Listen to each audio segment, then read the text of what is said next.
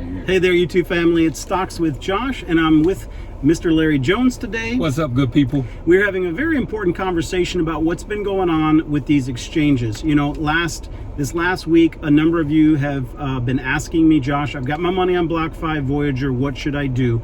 And I told you, take it off. One of the gentlemen, I got a text message today, said that he had, after a comment that I had made to him, pulled his Bitcoin off within 2 hours of Voyager freezing the platform. And so what happened is Voyager froze the platform, not allowing their customers to trade or to withdraw their money. Now, this has been something that we've been warning about, the idea that not your keys, not your crypto. I do want to talk to you guys about who is safe. Now, I don't know for certain who is safe, but I don't have reason to be concerned about Robinhood, Coinbase, FTX, Binance, or KuCoin, or Gemini. Right. But these are the things I want you to be aware of. Sam Bankman-Fried of the platform FTX said that there were over 600 third-tier or third-party, second-tier exchanges that were already insolvent. I'll make it clear, insolvent means they don't have no cash. Don't have cash. They don't have the backing. Yep. And then in the same week, the Binance CEO came out and said that over 50 exchanges had contacted him, basically begging for money to keep themselves from going under, going into bankruptcy. Because they saw him doing it for other ones. Yeah. So Voyager got a big chunk of change, even a bigger chunk of change than BlockFi. Yeah. But here's what's happened. You know, people have been concerned about what they've been hearing about Voyager and BlockFi, and there was a little bit of a run on the bank. I'm going to tell you guys that you should strongly consider pulling your money out of BlockFi. They're in the exact same boat that Voyager was in. Right. But here's the thing I want to tell you that I think should calm some of you. Do I know exactly what's going to happen? Absolutely not. Anything he says is not a suggestion to buy, hold, sell, transfer, or hold. We have to say that legally.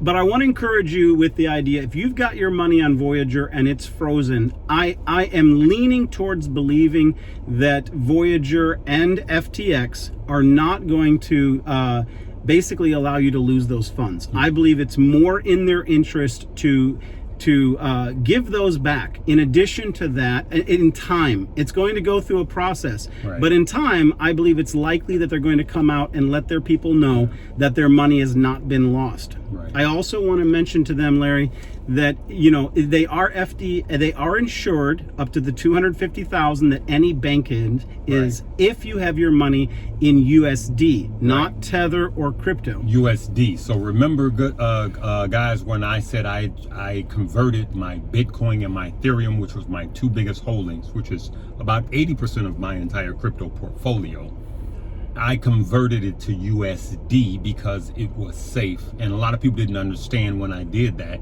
a while back now, about a month ago, was it now? And a lot of people didn't understand why I did that, because we have money in these exchanges just like you guys do. And I was about safety, right? And so I will tell you, a run on the bank, this is the same as a run on a bank. You can take a bank, Bank of America, Citigroup, any of these big banks.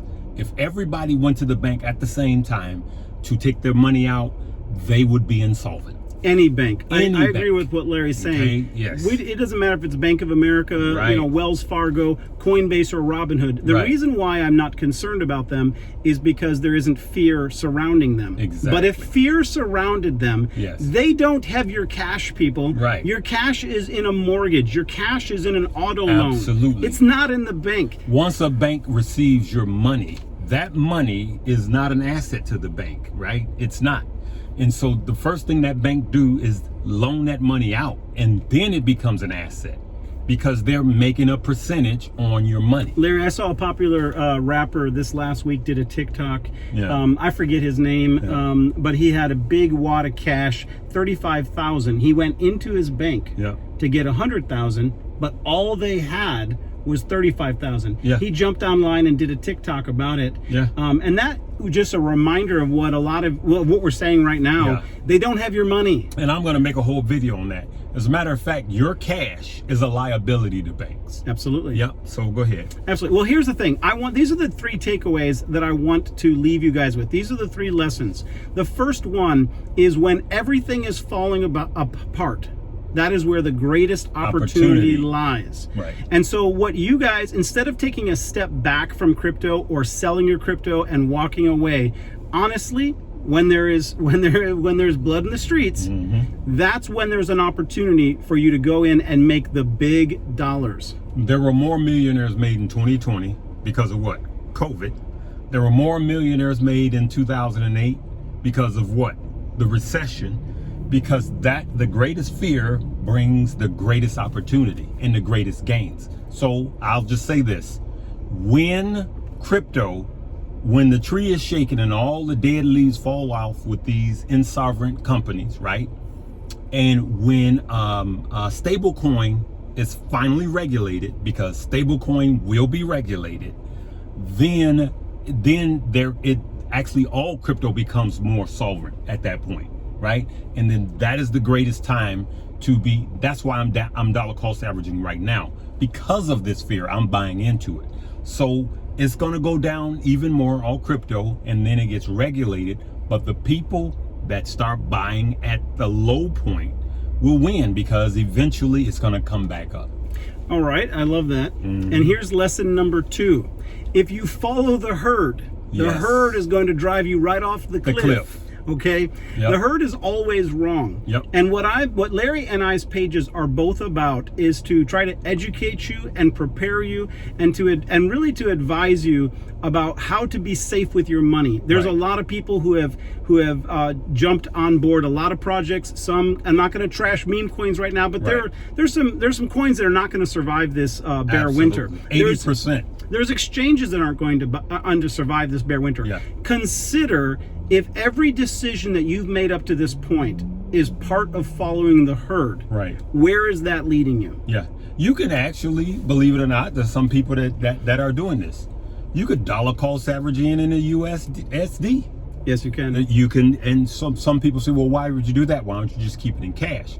Well, you got to understand the best person that you can protect your money from. Is that full? We're good. All right. The best thing that you can protect your money from is yourself.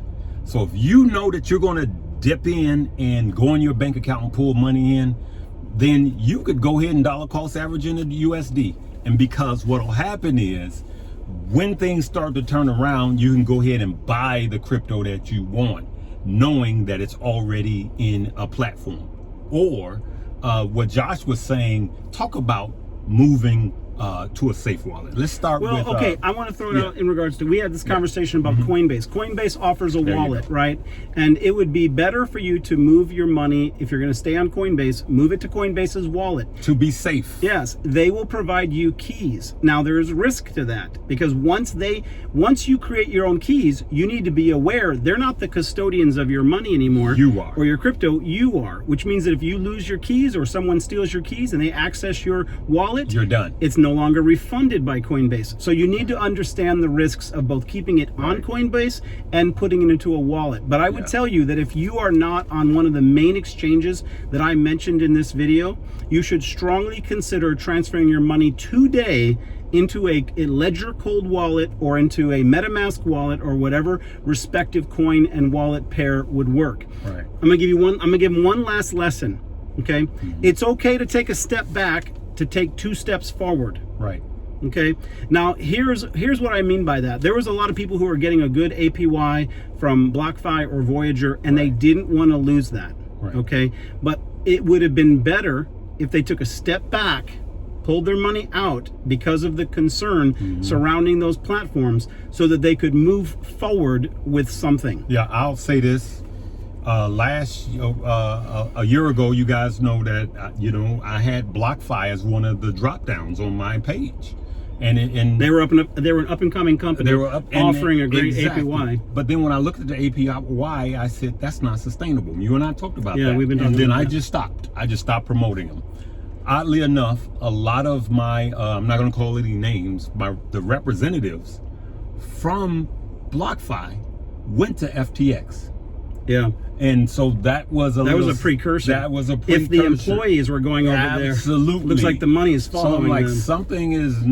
something is not right. So so if you go to some of my videos from last year, you'll see that was one of my drop downs. But like I said, these people have hundreds of millions of dollars, and so it's kind of difficult for us to know what's going on. All of crypto is under a spotlight right now, and it's just real scary time for crypto owners, regardless of what platform there's even fear, will crypto even survive, period. Yes. Okay, we can go beyond wallets, we can go beyond companies. Will crypto even survive? Will Bitcoin go to zero? Well, I'm going to say this, that one of my videos that I'm coming out this weekend, if I can get it done, is my top 10 cryptos that I believe will survive this bear winter. Absolutely. These are the battle-tested cryptos, and I'm going to say it, if you're looking at the fact that we're dealing with failed exchanges, right, keep in mind that behind that will be the third wave, failed crypto projects. Absolutely. Just failed metaverses, failed games. There you go. But hey, this, I really want to cut it off here, but I did want you to talk about the links. Okay. Hey, we got the 2 links below. We got moomoo, which is the link below. Click it, deposit a penny. Matter of fact, good people, we're not doing pennies. Just deposit $100 in the moomoo. Josh and I are we're both going to create a small account challenge. Josh is already doing a successful one. Some of you guys are up 100% in this small account challenge, and so that's what we're going to be continuing to do. That money is insured, okay? It's regulated by the SEC, okay? But also we have Webull, right? And we're going to be doing some dollar cost averaging. Yep. We're talking about doing a small account challenge with Webull. With Webull, exactly. And so same thing, deposit $100. We're not doing this for the free stuff. Yeah, they're going to give you up to $12,000 worth of free stock and potentially. But that's not why we're doing it. We're doing it so we can make money, and we're doing it to make you better investors and show you how to go. Just in case, like our parents used to say, if we walk outside and a brick hit both of us upside the head, you guys will go, here's a little something for Josh and Larry. They served us well, and then you guys can continue being smart traders. All right, good people, we love you guys. Hey man, I appreciate you guys letting us be part of your financial journey. Until the next video, see you later. Be blessed. See you. Happy 4th of July. Make sure, if you're just onto this, Josh is going to leave a video in this box. The video, it was the last video, and he talked about Voyager just before it happened, and it happened just like he talked about it. So don't just click off. Make sure you check those links in his description below, and then watch this video that'll appear in this box. All right, you guys have a blessed 4th of July. Bye-bye. Be blessed.